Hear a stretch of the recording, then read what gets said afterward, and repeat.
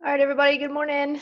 If you have any questions today or need me to slow down or stop, just chat down in the little chat box for us. We have a little chat going about how cold it is and how excited we are for the approaching May 27th date for our students to be done with this year and hopefully get onto some kind of normalcy in the fall, hopefully, maybe.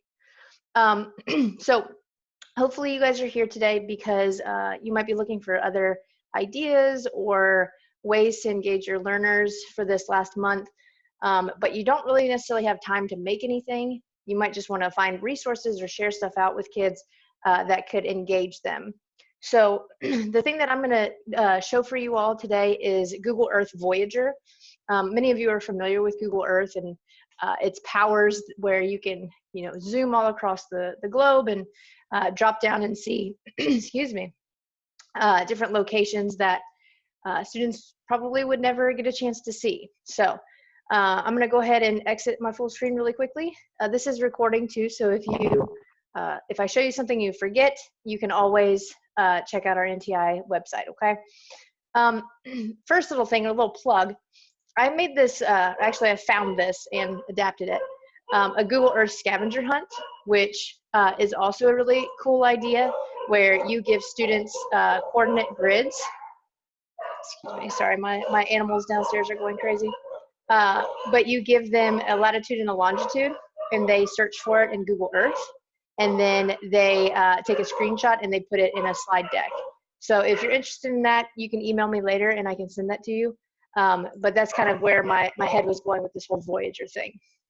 Okay, so the first thing that you got to do, if you go to Google Earth, you just search for it in Google. And if you want to do this alongside me, I'll go slow enough to where you can kind of follow along. I'm going to get these last three people in really quickly. What's awesome about Google Earth is that it now works really well on Chromebooks too. There is a Google Earth app for students that are using iPads or iPhones. Obviously on an iPhone it doesn't work the best, but that is an option as well. Okay, so when you get to Google Earth, you'll click Launch Earth, and when you launch Earth, it takes probably about 35 seconds or so for it to load because it's a lot of data for your computer or your laptop or your Chromebook to bring in. So once it loads completely, my computer's gonna go slow today. Isn't that how it always works? Come on. All right, well, as it's loading, there we go. So you can see that you have your different tools over here to the left-hand side, okay? And the most common one is just searching. Kids love getting onto Google Earth and just like searching for different locations, like their house or the school or whatever. But the one that we're gonna focus on today is going to be this little like captain's wheel, if you will. That's where you're gonna go for Voyager, okay? Now, a few other tools very quickly. This little dice, if you click it, it will take you to a random place on our globe. That could be a fun little activity that you assign to students, and then they have to take a screenshot or they have to research that location and share it out with you on a Google Classroom or in a slide deck. This one, projects, I did a presentation on it last week. It is on our website. This is how you can create your own project for students to go through. But the one, like I said, we're going to do is Voyager, where you already have some ready-made things that you can assign to your kids, and you can even assign it straight to Google Classroom. Okay, so I'm going to go ahead and click on Voyager, and I'm going to walk you through a few of the ones that I think might be of interest to you, depending on your grade level and the students that you're serving. Some might be very applicable. There's my favorite, where in Google Earth is Carmen Sandiego. Some might be applicable to the kids that you're teaching, some might not be, so it's always a good idea to kind of go through it yourself first, as with anything, to find the ones that might work best for you. Now, the one thing that I wish this had was a search button where you could actually search for different voyages that have already been made. Unfortunately, you can't, so you just kind of have to like roll with it. But you can see that you've got all these different topics, if you will. We're going to look at games first. Okay, these are ready-made games or quizzes that students can take and do. Now, it doesn't link their grade to your grade book in classroom, which is kind of a downfall, but if you're assigning this, you might not necessarily want it to be a grade because it's just building inquiry, or you're building the questioning techniques that you're wanting kids to get, right? So you can see we've got different quizzes, like holiday traditions, animal sounds, space exploration. I'm going to show you a Carmen Sandiego one really quickly. As a millennial, I appreciate Carmen Sandiego a whole lot, and I know a lot of you are very familiar with her and her chases that she does. So this takes kids through kind of like the vintage game almost, where you can see like it has the vintage text and they click through, and like you don't have to do anything, you just assign this to them, right? So they're trying to find the crown jewels that have been stolen. Good luck, Gumshoe. So here's what it looks like. So you can see it walks them through a little tutorial very quickly, like this is where we go to interview people, this is how we jump on a flight, and then the question mark was if you have help or if you need help. So it starts them off in a location, it'll zoom them in. Sometimes it'll be aerial view like this, and then other times it might be street view where you can actually see the buildings from the street, and it gives them clues as they go along. Okay, super fun. It might take kids anywhere between 20 minutes or so, 20 to 30 minutes to kind of get through this, depending on how good of readers you have and that kind of thing. But it introduces them to different questions and cultural related questioning for different locations on the earth. Okay, so like if I hit my magnifying glass, I can go to these 3 places that are all in London to go interview people, and it gives me clues, and I have to be able to guess the clues correctly. Okay, so you can see it drops me down in there. One other thing, so I've got my little interview popping up over here. So she's gonna read her little thing. Okay, so she asked whether Mount Fuji was still active. So your students, if they know where Mount Fuji is off the top of their head, they're gonna know where they need to go. If they need to open up a new tab and maybe research, they could research to figure out where Mount Fuji would be. Okay, you'll notice too that you have the same Google Earth tools in this bottom right corner. So students can change it from 2D to 3D view. They can drag their little Pegman. So my Pegman is this guy right here. If you've never played with Pegman before, it's so much fun. I get lost every time I get into Google Earth. But if you drag him around, you'll see all these little blue dots or blue lines. And you can demonstrate this for your kids if you want to make like a little video to kind of model for them before you assign it to them. But I could drop him in to any of these little blue dots, and it will take you down into a street view, which is super cool because it's almost like the students are there and they can rotate around and see like a 360 of the actual Tower of London. And that's actually what it looks like. Okay, so that's one option through Voyager, and that was Carmen Sandiego. All right, I'm gonna go ahead and get out really quickly. They have 3 Carmen Sandiegos that are already made for you. Oh, I forgot to show you how to assign it. Hold on one second. Yeah, so there's 3 that are already made for you, but you can actually assign this straight to your Google Classroom. And this goes for every voyage. So once you open it up, so I'm gonna get through this really quickly again. Good luck, Gumshoe. Okay, once you open it up, you'll see these 3 little dots right here in the top right corner that says more. When you click that, you can see that you have the ability to restart, share this page, or share this story. So share this page would be starting them off at a certain spot, maybe in the voyage. So maybe you don't want them to do the first 2 places, but you want them to start on the 3rd. You can go to the 3rd place and share that page so that it starts them there. But what I'm gonna do is I'm gonna share this story, and that shares the entire voyage with them. So they'll start out at the very beginning, like what we did with the Tower of London or the interviews. So all you have to do is click share this story. And you'll see that you can share it just by sharing a link. So if you're somebody who is not using Google Classroom, you're using Canvas or Dojo or Google Sites, whatever, you can copy the link right here and you can paste it to send out to your students in whatever method you're using.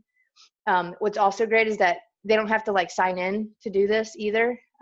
So, I mean, that's a good thing and a bad thing because then they don't have to worry about signing in, but you also don't have that accountability to prove that they actually did it unless you know, make them take a screenshot or maybe take a screencast of them going through it.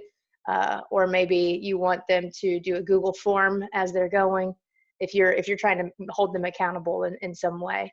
So if I share to my classroom, you'll see it opens up my new window that allows me to assign it as an assignment, or I can do it just as an announcement. I can do it to all 3 of the classes I teach, or maybe just one of the classes that I teach.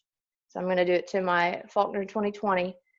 And then I want students to actually do something else with it. So maybe I'm going to make a Google form that says, like, what order did you go to visit? That would be a really simple question, one word or one question Google form that would just prove that they actually went through it and they know the order of locations. So I'm going to create my assignment, click go. It's going to take me in to make my title. There we go. I've got my instructions, and you can see right here is the link to the Google Earth Voyage right there. Okay, this also lets me do my topic, my due date, all that good stuff. Okay, so once you assign it, you can always go back and load that Google form or a Google slide deck or something else that you want them to do alongside of it. Okay, but you don't have to if you're just trying to give them ideas and things for them to do. Okay, so there's what it will look like in my classroom as soon as it's going. There you go. So there's their assignment right there. And all they'll have to do is click it to open it and click on this link right here. And it will open up Google Earth for them. Okay, and it'll start them right at the very beginning of that voyage. Okay, so that's kind of like the basics. Let me go through a few of the other ones that might be of interest to you. The quizzes. So the way that the quizzes work, so let's say we wanted to do animals of the world. As students go through, they're going to get different quiz hints, but they might not actually be able to see where they are. So like they can go around and drop down, but they might not have the actual labels on the map that shows them that they're in Africa or whatever. So they might have to do a little bit of research. They might have to, okay, yeah, so for example, here's question 1 of 9. So how much does an African elephant weigh when it's born? Normally that's not something that people would know right off the top of their head. That would be something where it would be kind of like a guiding inquiry question for students to go and investigate. And you can see here again, they can zoom in. They have all the same tools as we did before to this one little area in Africa. Okay, so then they would take a guess, or they could research to find the answer, and it will tell them whether or not they're correct or incorrect. So I was incorrect. And then it takes them, it drops them in and shows them something more up close, which is pretty cool. Okay, and again, this doesn't go to your grade book. Okay, the only way that you could prove that students got the score that they did is kind of like on the honor system, or you could make a separate Google form for them to fill out as they go. Totally up to you and how you're structuring your NTI. Okay, but you know, grading right now is kind of we're trying to figure it out, right? Okay, so that's how the quizzes works too. They all pretty much look about the same. So what kind of dog is the most popular choice for a sled dog? Chances are it's going to probably take us over to Alaska, or okay, well, not exactly Alaska, but up north. So they have to take a guess. Okay, and you would assign that the exact same way. The 3 little dots, more, and then share this story. That would share the entire voyage. If you just shared this page, it would start them out on question number 2. Okay. All right. this is going to be kind of a quick session, so we are going to end a little bit early, but there are a few more things that I wanted to bring to your attention before I let you go. So those were all games. If I pop over here to nature, so if you're a science teacher or if you are doing social studies and like symbols and that kind of thing, you'll see that we've got like national parks, we've got Mars on Earth, which might be cool if you're doing something about space. If we scroll down, we've got ice and snow from space. Okay, that one was made from NASA. And then this one I thought was really cool because it shows the different cities that are on the coast and what might happen when the sea level rises.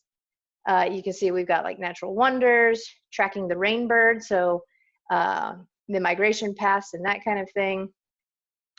Caves around the earth. This one's really cool because I know that we used to, well, when we taught core content with science, how different sides of the earth are lit up at different times. So there's all kinds of different ones. The day that the dinosaurs died, I've actually used that one before. That one's super fun. So very cool ones in nature. And then if you are someone who is an arts and humanities teacher, or you're trying to bring in more cultural kind of experiences to your students, you've got distinguished Black pioneers, you've got Hanukkah, you've got traditions and holidays around the world. Following Da Vinci, so that one shows the art of Da Vinci as they go. You've got your Latino trailblazers, space explorers, STEM, if you're an engineering person, you've got how building the Eiffel Tower happened and the architecture of Gustav Eiffel. So you've got all kinds of different ones that you could go into and assign to your students. The last one that I thought was really cool is in education. And part of our ISTE standards and our computer science standards and our social studies standards is having kind of that global competency.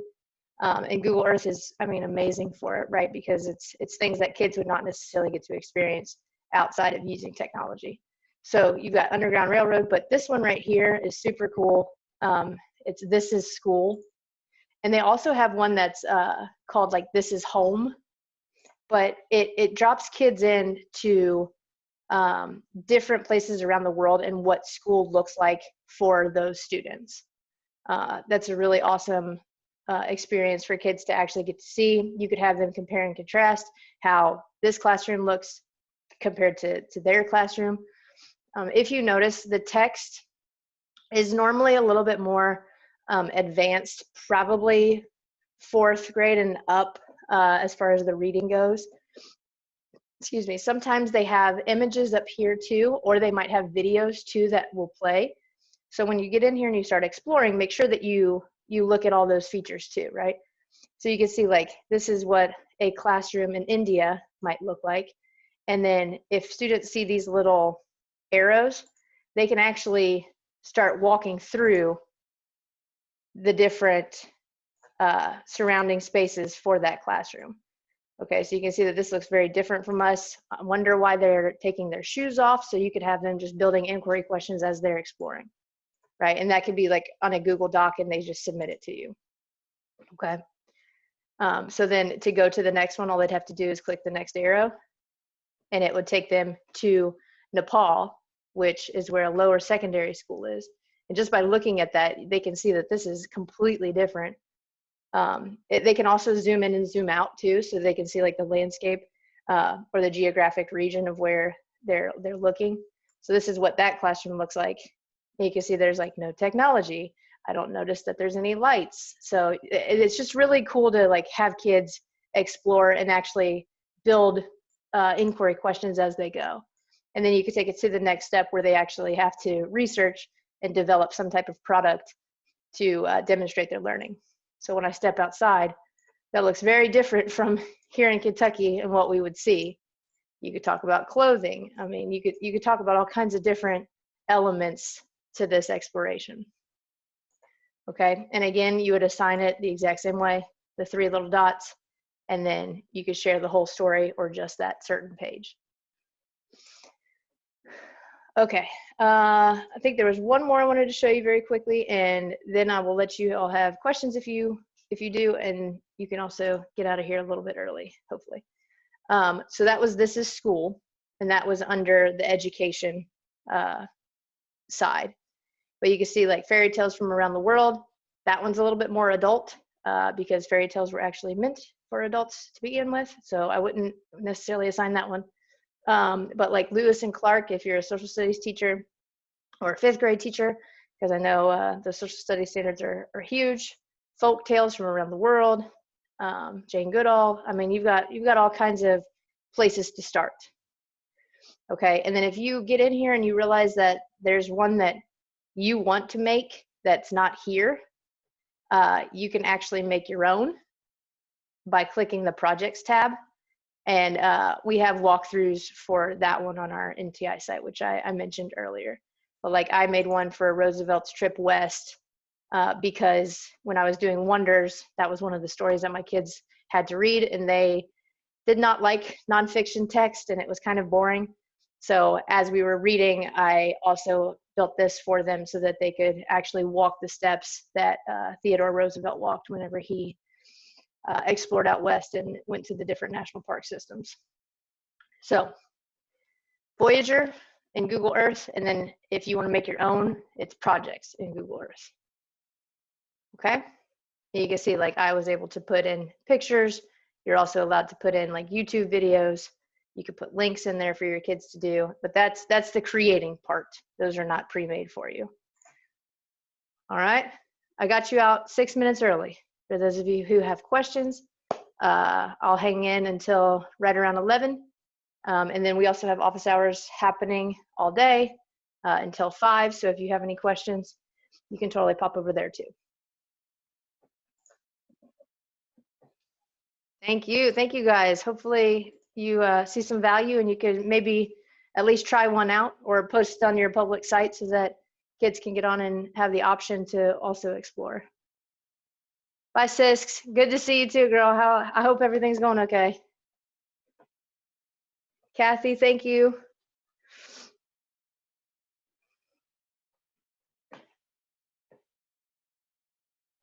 Yeah, so Rachel, this is called Google Earth Voyager. And the way that I got there was I just searched for Google Earth. And when I pressed launch, it opens up Google Earth for you. And then Voyager is this captain's wheel right here. And that's all the like pre-made things that you could choose from and assign to your students.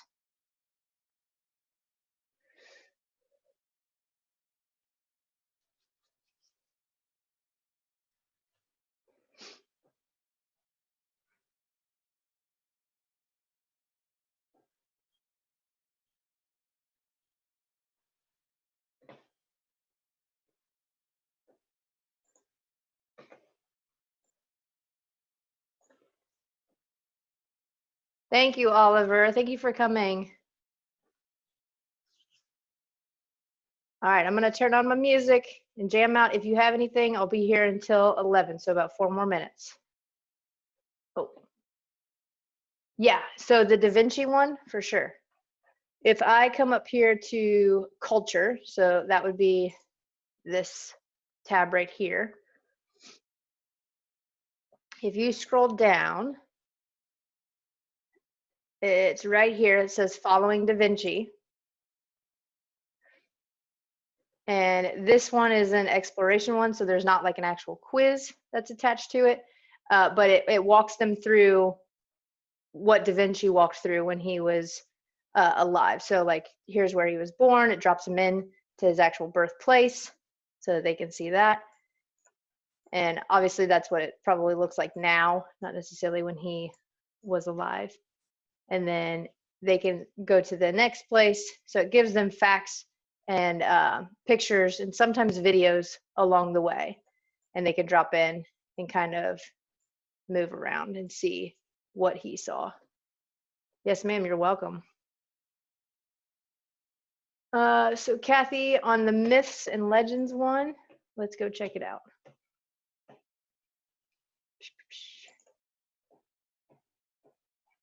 I believe that one was over in the education.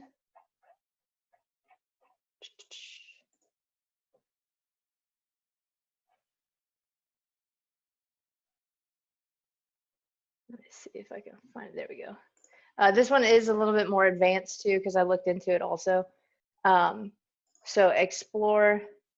If you, let's say you don't like the very first slide of it.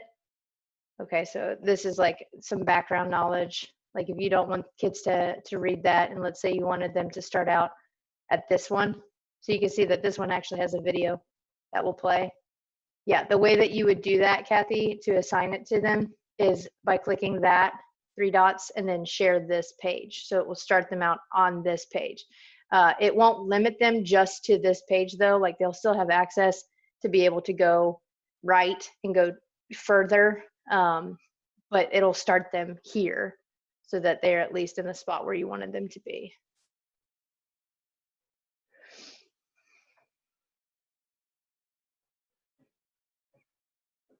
You're welcome. Make sure that video plays too. Yeah, and so it doesn't even pop them out to YouTube, which is great. It all puts it in Google Earth for you. Rich in myths and legends. When the world was created, it didn't have a calendar. That's pretty cool.